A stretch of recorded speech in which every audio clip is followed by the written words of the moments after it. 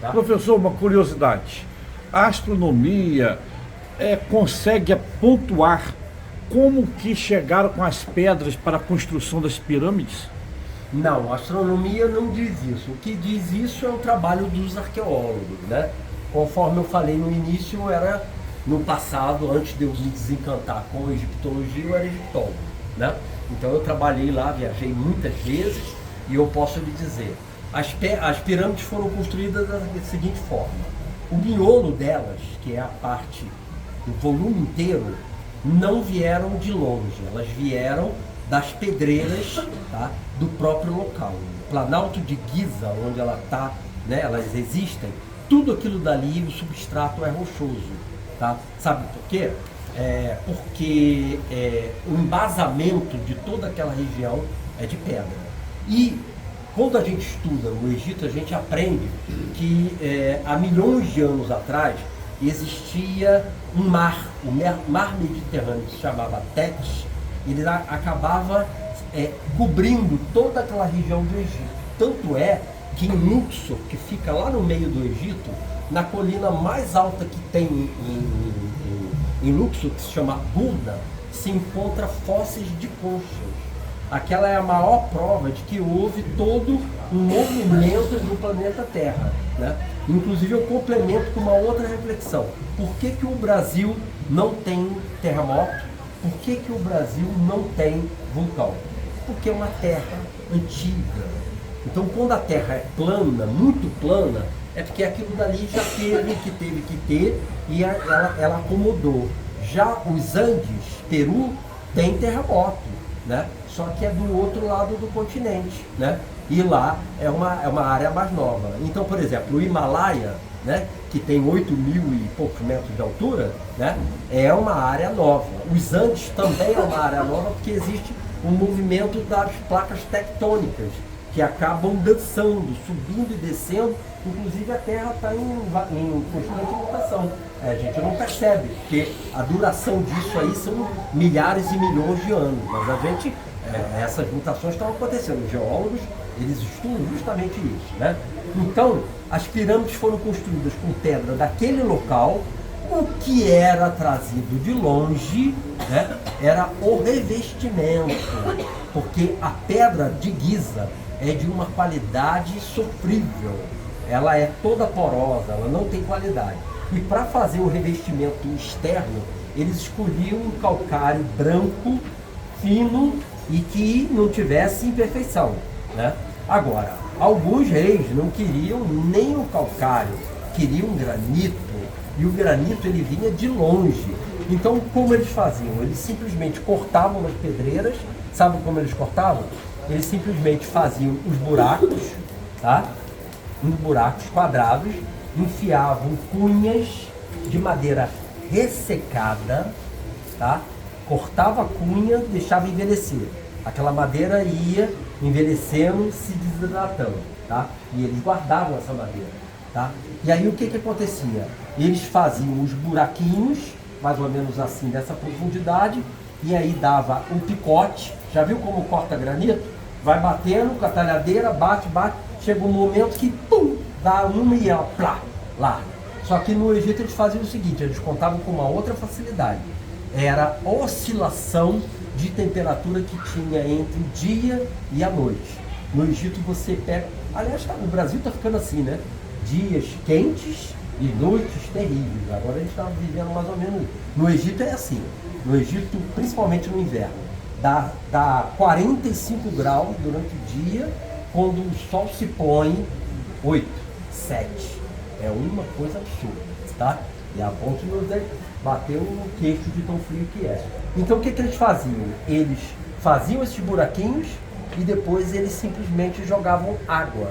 Aí a cunha começava a inchar, e aí vinha a temperatura e ela causava um choque térmico, e aí simplesmente os blocos, plá, plá, plá, durante a noite. E aí quando eles chegavam lá de manhã, estava tudo cortado. Aí era a questão de dar uma aparelhada para tirar as lascas, e aí eles já tinham preparado, inclusive os desertos estão cheios, tá? Eu já vi isso, já fotografei. Eles criavam uma rua, tá? Um caminho feito de tronco de palmeira, tá? Roliço.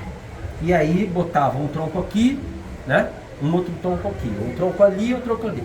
E aí depois eles vinham com lama, aquela famosa lama do Nilo. Espalhava aquela lama ali, a lama, quando era a hora de transportar os blocos, eles molhavam a lama e eles vinham com óleos, com gorduras de boi que foi sacrificado, guardava aquela gordura e aí eles simplesmente botavam o trenó. O trenó era um trenó, era uma estrutura de madeira pesada, geralmente dessa largura, e aí ela era toda amarrada, encaixada uma na outra, e a ponta dela era chanfrada assim para cima.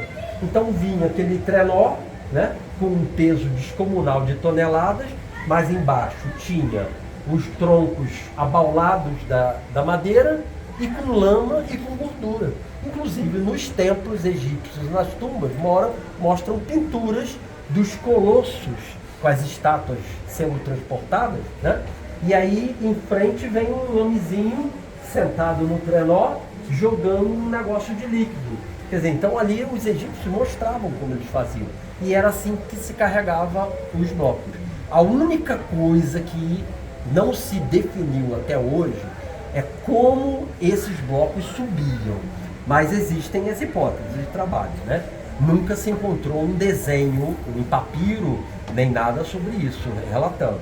Mas as opções são uma rampa, tá, que se estendia a grande distância, inclinada, com um ângulo próprio para poder subir, e na medida em que ia subindo a pirâmide, ia subindo a rampa. A rampa era feita de areia, era feita de pedaço de pedra e tudo mais. E detalhe, tem templo egípcio que mostra essa rampa, porque o templo foi abandonado, por exemplo, o templo de Karnak, tá?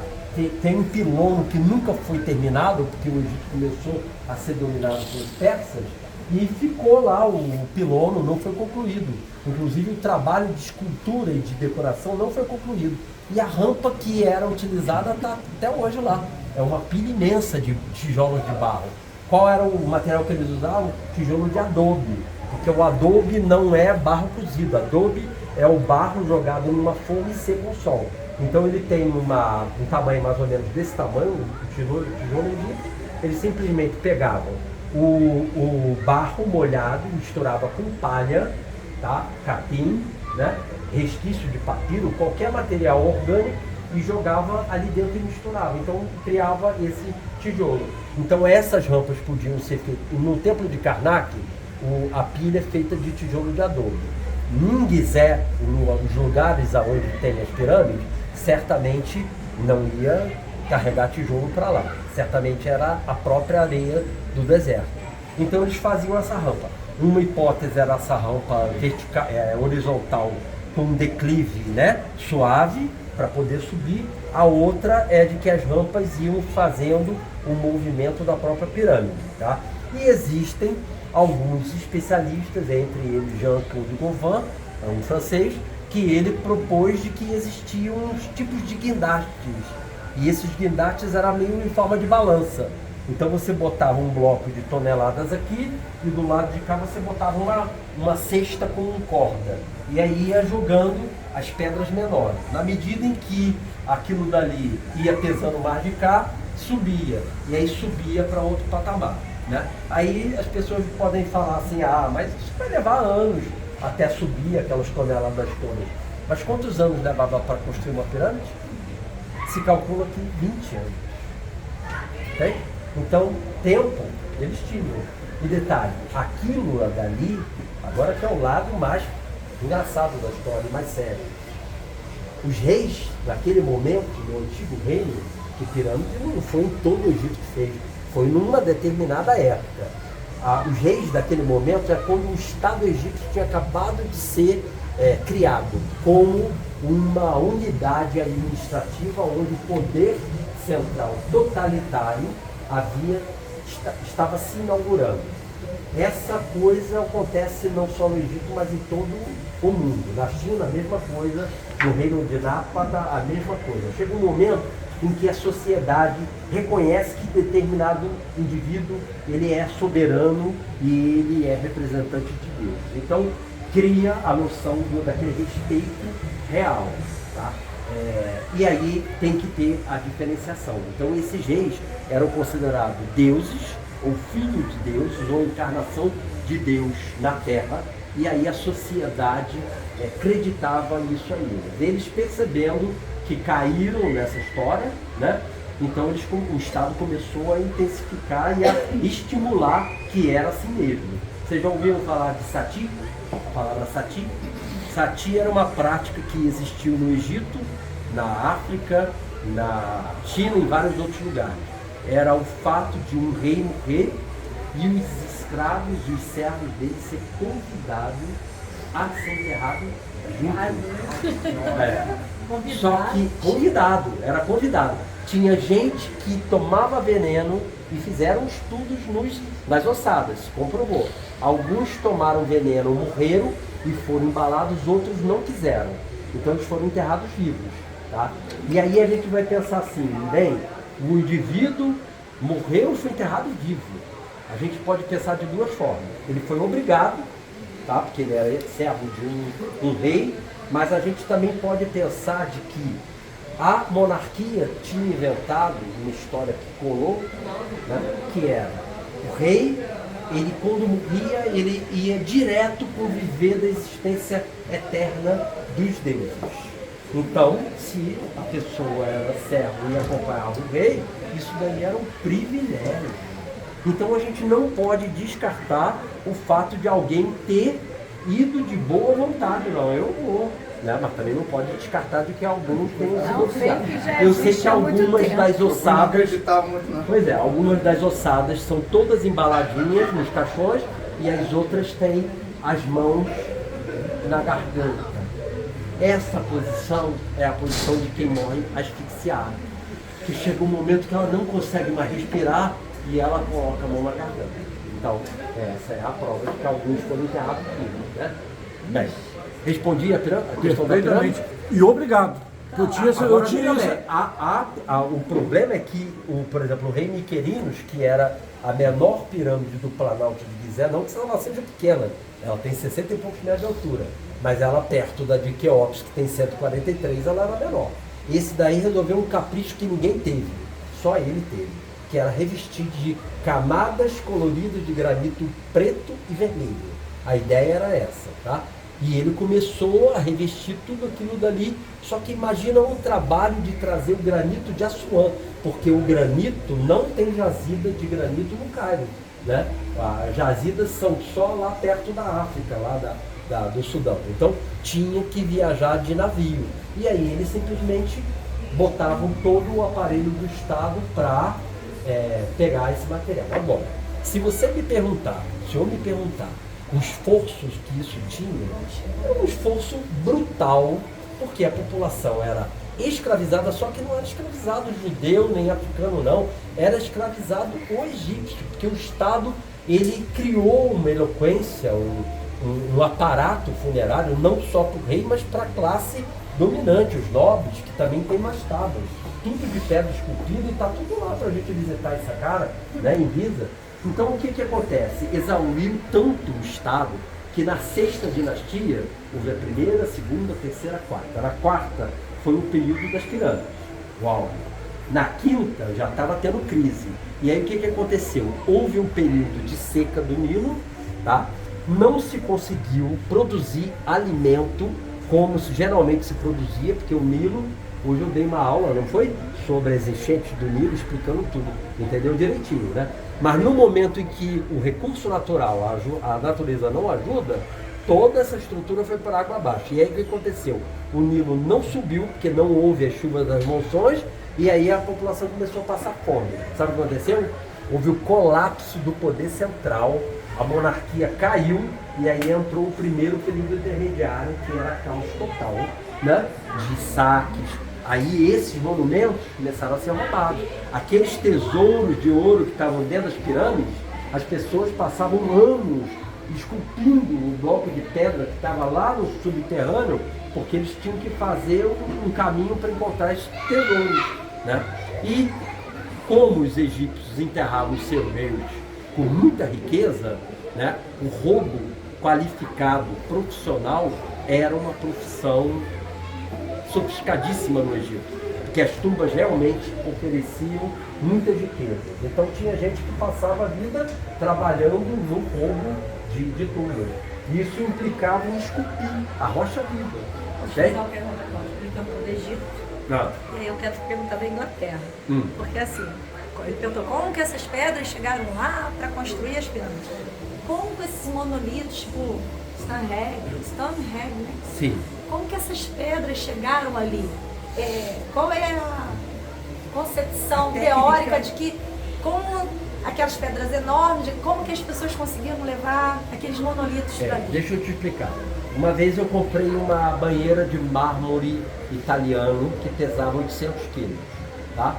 Aí do antiquário para minha casa, eu chamei um caminhão muito, ele me cobrou R$300, e aí ele amarrou o que tem uma garra. E aí ele dobrou, pegou, e aí ele foi pichando a garra até o meio do salão onde eu botei, né? Lá no meu museu eu botei a banheira, só que eu já tinha naquela época uns tubos de ferro galvanizado desse tamanho, que é o que eu utilizo para carregar pedra. Eu sou construtor também. Eu construí o IFARJ, agora eu estou construindo um sítio escola, onde eu tenho também peça. Eu estou recriando a história do Rio de Janeiro em tamanho natural. Então estou construindo uma capela do século XVIII, gruta, um monte de coisa. São 15 momentos da história do Rio de Janeiro. Então eu tenho peças de pedra também, que não tem como mexer, né? Mas como eu transportei essa banheira? Eu botei as barras de ferro de baixo, e aí você vai tirando uma daqui e bota a outra ali. Aí anda um pouquinho. E aí vai andando como um carrinho. Qualquer criança empurra aquilo dali, porque é roliço, entende? Então a banheira foi até lá, no final, né? O salão tem 20 metros. Então foi 10 metros, os 10 metros seguintes eu fui rolando assim até que eu encaixei no lugar que tinha que ser. Na Inglaterra, eles não tinham essa barra de ferro, e a barra de ferro não funciona no solo. Mas o tronco roliço de madeira, principalmente de carvalho, que é duro e é uma madeira europeia, funciona perfeitamente. E aí o que acontece? Você prepara o tronco roliço, mas não é tronco com nó, não. Porque aquele nozinho onde tinha o galinho, ele atrapalha, ele atrapalha. O tronco tem que ser roliço. E na medida em que você vai empurrando, e se tiver gordura ou qualquer coisa, aí ele desliza. Então é muito mais fácil, tá? Uma técnica que existe do transporte, não estou dizendo que esse é o caso de Stonehenge, até porque essa pedra que eu vou dar o exemplo é diferente da pedra da Inglaterra. Mas na Ilha de Páscoa, eles têm os moais. Os moais são imensos. E existe uma lenda na Ilha de Páscoa de que os moais iam andando até ocupar a base aonde eles são assentados, né? Sabe de onde surgiu a história de que ele ia andando? Na realidade, isso aí na internet você vai encontrar. Eles simplesmente amarravam, tá, os moais de um lado e do outro, dos 4 lados. E os homens experimentados, simplesmente um puxava para lá e o outro puxava para cá. E aí é aquele movimento de quando a gente não aguenta pegar um peso e vai balançando para lá e para cá. Eu fiz isso aí recentemente lá na minha obra. Eu estou fazendo umas réplicas de marcos jesuíticos, onde eu peguei uns blocos de granito, né? E aí eu estava sozinho, como é que eu ia transportar? Você vem assim, vem balançando com ele, e aí você vai andando assim, sozinho você faz essa movimentação. É claro que para um moai, né, com 8 metros de altura, 7 metros, é um trabalho muito maior e tem que ter um monte de homens, né? Mas foi assim que surgiu a lenda de que eles andavam. E essas pedras eram da localidade, de lá, sim, do local? Na Inglaterra são Sim, pedras da lá. localidade. O que a gente tem de mais exótico realmente é o caso do Egito, né? Quando a gente fala de granito nas pirâmides, porque as pirâmides ficam no Cairo, né? E lá em cima eu acho que são 190 quilômetros, só que vinha de barco. Agora, os barcos para transportar, por exemplo, não vou falar nem a pedra, porque o bloco de pedra é um bloco comum. Agora vamos piorar a situação, vamos falar de um obelisco. O obelisco era uma agulha de pedra, o maior obelisco do Egito, que é o que não vingou e quebrou, e está no local na pedreira de Assuã, tinha 42 metros de comprimento. Imagina um obelisco que é isso aqui, ó, daqui até lá, com 42 metros de comprimento. E essas do Amapá? Essas do Amapá na não própria localidade, são já da existia localidade. próximo ali. Sim, próximo. E aí elas foram. Mas só o fato disso ser transportado por quem não tem rota, né? Não tem carro de boi, não tem caminhão, não tem guindaste, porque o peso disso aí são toneladas, né? Mas aí é aquela religião, é aquela fé dos homens, né? Que acabam fazendo, né? Então, às vezes o pessoal brinca, mas esse povo é tarado. Esse povo é tarado. Agora, para fazer essas construções todas, né? Não é muito normal, né? Professor, seu nome completo? Cláudio Prado de Mello. O senhor é professor da área de... Eu sou arqueólogo, historiador e eu fundei o IFARJ, né? Eu já tive vários trabalhos. Um dos meus trabalhos mais conhecidos foi diretor-geral do INEPAC, que é o órgão estadual do patrimônio, mas eu fiquei só 2 anos. Órgão estadual é política, troca o governador, você é mandado embora. E nós que tivemos a oportunidade desta sua aula, nós queremos agradecê-lo. Prazer que o senhor veio trazer a todos nós em Santa Maria Madalena um enriquecimento muito grande para o nosso primeiro Festival das Estrelas, que acreditamos ser o primeiro de muitos outros festivais. Maravilha. E sempre quando pudermos contar com sua presença, nós teremos o prazer de ouvi-lo. Eu agradeço a oportunidade de poder engrandecer um trabalho maravilhoso e pioneiro dentro dessa área. Parabéns, muito obrigado. Muito que obrigado. o senhor volte sempre. Muito obrigado. E que, sem dúvida alguma, entre as estrelas que brilham em Santa Maria Madalena, o senhor é uma delas. Muito obrigado.